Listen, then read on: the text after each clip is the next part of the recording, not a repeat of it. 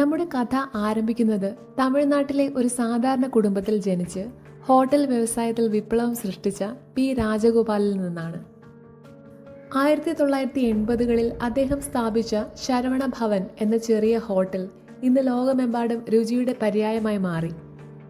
Dosa king എന്ന് വിളിപ്പേരുള്ള രാജഗോപാൽ ജീവനക്കാരോടുള്ള നല്ല സമീപനം കൊണ്ടും അറിയപ്പെട്ടിരുന്നു.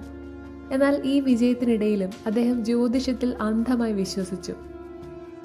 ഇതിനിടെ തന്റെ സ്ഥാപനത്തിലെ അസിസ്റ്റന്റ് മാനേജറുടെ മകളായ ജീവജ്യോതിയെ മൂന്നാം ഭാര്യയായി സ്വീകരിച്ചാൽ ഐശ്വര്യം വർദ്ധിക്കുമെന്ന ഒരു ജ്യോത്സ്യന്റെ പ്രവചനം അദ്ദേഹത്തിന്റെ ജീവിതം മാറ്റിമറിച്ചു. അപ്പോഴേക്കും ജീവജ്യോതി പ്രിൻസ് ശാന്തകുമാർ എന്ന യുവാവിനെ വിവാഹം കഴിച്ചിരുന്നു.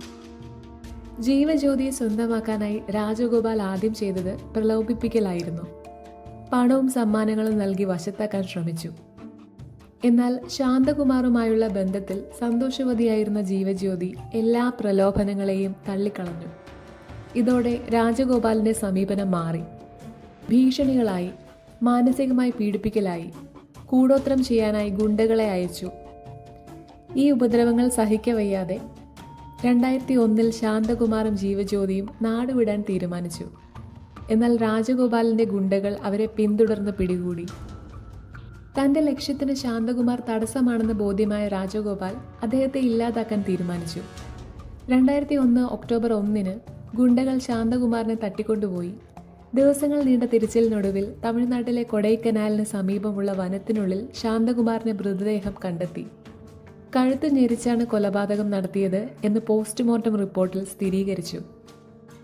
കേസിലെ പ്രതി ലോക പ്രശസ്തനായ ഒരു വ്യവസായി ആയതിനാൽ നിയമ നടപടികൾ ദുർഘടമായിരുന്നു. ജീവജ്യോതിക്ക് നേരിടേണ്ടി വന്ന വെല്ലുവിളികൾ ചെറുതല്ല. 2004 ട്രയൽ കോടതി രാജഗോപാലിനെ മനഃപൂർവ്വമല്ലാത്ത നരഹത്യയ്ക്ക് കുറ്റക്കാരനെന്ന് കണ്ടെത്തി 10 വർഷം തടവ് ശിക്ഷ വിധിച്ചു. 2009 മദ്രാസ് ഹൈക്കോടതി കേസിന്റെ ഗൗരവം കണക്കിലെടുത്ത് ഹൈക്കോടതി ഈ വിധി തിരുത്തി. ഇത് കൊലപാതകമാണെന്ന് പ്രഖ്യാപിക്കുകയും ശിക്ഷ ജീവപര്യന്തമായി ഉയർത്തുകയും ചെയ്തു. 2019 സുപ്രീം കോടതി വർഷങ്ങൾ നീണ്ട അപ്പീലുകൾക്കും വാദങ്ങൾക്കും ശേഷം ഹൈക്കോടതിയുടെ ജീവപര്യന്തം ശിക്ഷാവിധി സുപ്രീം കോടതി ശരിവച്ചു.